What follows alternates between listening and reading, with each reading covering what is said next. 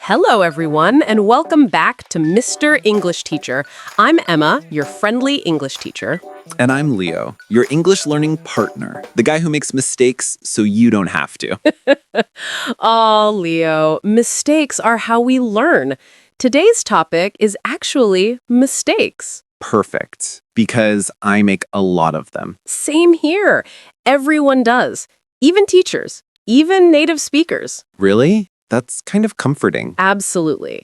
So today, we're going to talk about mistakes. Funny mistakes, language mistakes, and what we can learn from them. So, Emma, let me start by asking you, have you ever made a big mistake that taught you something? Oh, yes. Once I sent a message to the wrong person, my boss. Oh no, what did you say? I said, I'm so done with this, but I meant the report, not my job. Oh, classic. But hey, at least it shows passion. Exactly. But that mistake taught me an important lesson. Always double check before you send a message. Good advice. I once sent happy birthday to the wrong person 2 months early. That's kind of nice, though. Better early than never. True. But she thought I wanted something from her, like a favor or something. Sometimes our mistakes make people suspicious. So what do you think is the best way to deal with mistakes? I think the key is to laugh at them and learn from them. Everyone makes mistakes, but not everyone learns from them. Right. So if you make a mistake, don't feel bad. Feel curious. Exactly. Ask yourself, why did I make that mistake? And how can I avoid it next time? Speaking of mistakes, let's talk about English mistakes. Oh, yes. There are so many classic English mistakes learners make. And even teachers sometimes. True. So, what's a mistake you often make in English, Leo? I think I often say he go instead of he goes. Ah, the famous third-person S mistake. Many learners forget to add S for he, she, or it. Yeah, because in my language, we don't have that. So my brain forgets. That's completely normal. So here's a tip. When you think of he, she, or it, imagine a big S above their heads. He goes. She works. It rains. I'll imagine them all wearing S caps like superheroes. That's perfect. Grammar superheroes. What about pronunciation mistakes? Pronunciation is tricky. For example, many learners say tree instead of three. Yeah, the th sound is difficult. It is. You have to put your tongue between your teeth. Th, like three. Think. Thank you. Practice. 3. Think. Thank you. That's great. Another pronunciation mistake is mixing up ship and sheep. Oh, yes. I saw a big sheep. You mean ship? Exactly. Ship has a short sound, eh. Sheep has a long one, e. So, ship, I, and sheep, E. Perfect pronunciation. Wow, this podcast is like free pronunciation class. That's the idea. You know, not all mistakes are about grammar or pronunciation. Some are about culture. Oh, yes. Cultural mistakes can be really embarrassing. Like what? Well, when I was in Japan, I made a big cultural mistake. Oh no, what happened? I was visiting a friend's house, and when I entered, I didn't take off my shoes. Oh no, that's a big one in Japan. Yes. My friend was polite, but I could tell she was uncomfortable. Later, she told me gently, in Japan, we take off our shoes before entering. I felt so embarrassed. But that's how you learn. Exactly. I never forgot it. I once made a cultural mistake in the US. I called my teacher by her first name, Hey Susan, and she didn't like that. Yes. In some countries, that's fine, but in others, it sounds too informal. So it's really about context, right? Yes, language and culture always go together. So maybe we should call this cultural grammar. I love that term. Let's lighten things up with some funny stories about mistakes. Oh, I've got one. When I was a beginner, I wanted to say I'm full after eating, but I said I'm pregnant. No, that's a classic one. The waiter looked so confused. That's because I'm pregnant means you're going to have a baby. Yeah, and I was definitely not having a baby. That's such a common mistake. I'm full means you've eaten enough food. I'm pregnant is very different. I learned that the hard way. I once made a similar mistake in Spanish. I wanted to say I'm embarrassed, but I said I'm pregnant in Spanish, estoy embarazada. So it happens in every language. Exactly. Any other funny stories? Yes. One of my students once said, "My father is very terrible." I asked, "Oh, what happened?" And she said, No, I mean he's very strict." Oh, wrong adjective. Yes, strict means serious and disciplined, but terrible means really bad or evil. So word choice really matters. It does. You know, Emma, I think sometimes we're afraid to make mistakes because we feel embarrassed. That's very true.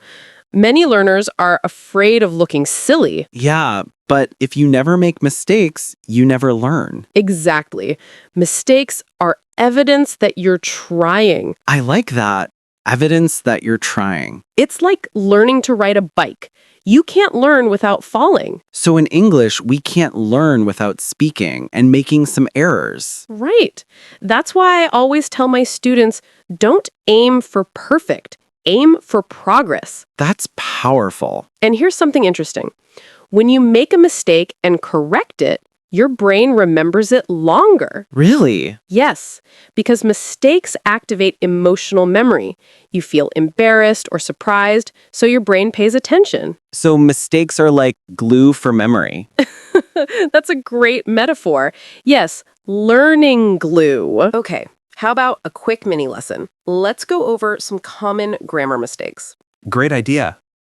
Mistake number 1, using much with countable nouns. For example, people say, "I have much friends." Oh, I've said that, but it should be I have many friends, right? Exactly. Much is for uncountable things, like much water, much time. Many is for countable, many friends, many books. Got it. What's next? Mistake number 2, confusing since and for. Ooh, yes, that's tricky. Since is used with a specific time, like since 2020, since Monday. For is used with the duration, for 3 years, for 2 hours. So I've lived here since 2020, and I've lived here for 5 years. Perfect. Okay, what's mistake number 3? Using I am agree. Oh, yeah, I've seen that a lot. Yes, in English we just say I agree. It's a verb, not an adjective. So no am, just I agree. Right. Easy. And mistake number 4, I'm boring versus I'm bored. Oh, that's a good one. I'm boring means you're not interesting, right? Exactly. I'm bored means you feel bored. I'm boring means you cause boredom. So if you say I'm boring, people might agree. Yes. Be careful. Okay, and one more? Sure. Mistake number 5. He said me. Oh, yeah, it should be he told me or he said to me. Excellent. Say and tell are tricky. Say something to someone. Tell someone something. Got it. So, Emma, how can learners correct their mistakes more effectively? Great question. First, record yourself speaking English. Really? Yes, when you listen back, you can notice pronunciation, grammar, or word choice mistakes. That's a bit scary, though. It is at first, but it's so helpful. Okay, what else? Second, keep a mistake journal. Like writing down my errors? Exactly. Write the mistake and the correct version. For example, he go to school every day.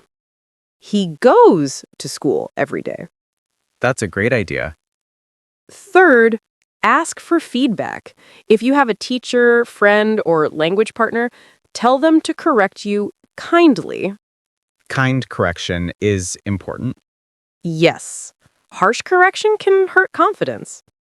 I like when teachers say, try again, instead of that's wrong. Exactly. The way we respond to mistakes affects motivation. You know, some mistakes actually led to amazing discoveries. True. Like what? Well, the invention of penicillin was a mistake. That's right. Alexander Fleming left a petri dish dirty and mold grew on it. That became penicillin, which saved millions of lives.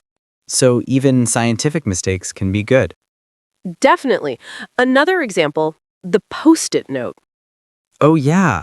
The glue was too weak for normal use, but someone realized it was perfect for sticky notes. Exactly. So mistakes can lead to creativity and innovation. So maybe we shouldn't fear mistakes at all. No, we should celebrate them. That's a great message. Leo, what's a recent mistake you made and what did you learn from it? Yesterday, I said, I'm interesting in cooking instead of I'm interested in cooking. Another classic. Interested describes how you feel. Interesting describes something else. Right. I corrected myself later, but at first I felt silly. Don't worry. That's how fluency grows, through self-correction. How about you, Emma? Any recent mistakes? Yes. I once said less people in a video instead of fewer people. Really? Even teachers? Yes, even teachers. The difference is less for uncountable, fewer for countable.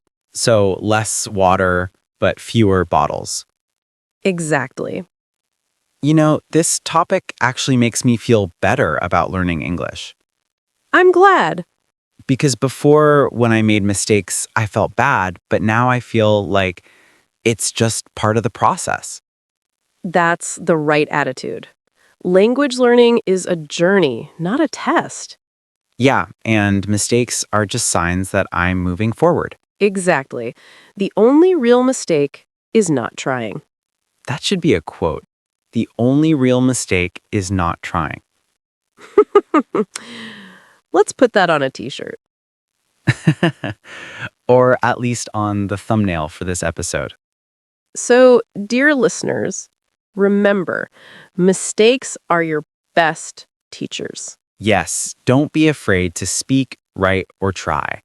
Every oops moment is a step toward fluency. Well said, Leo. Thanks, teacher. And thank you for joining us today on Mr. English Teacher. If you enjoyed this episode, don't forget to like, subscribe, and leave a comment. Tell us in the comments what's the funniest mistake you've ever made in English. We'd love to read your stories. And remember, make mistakes, learn from them, and keep speaking English. Because practice makes progress. See you next time. Bye, everyone.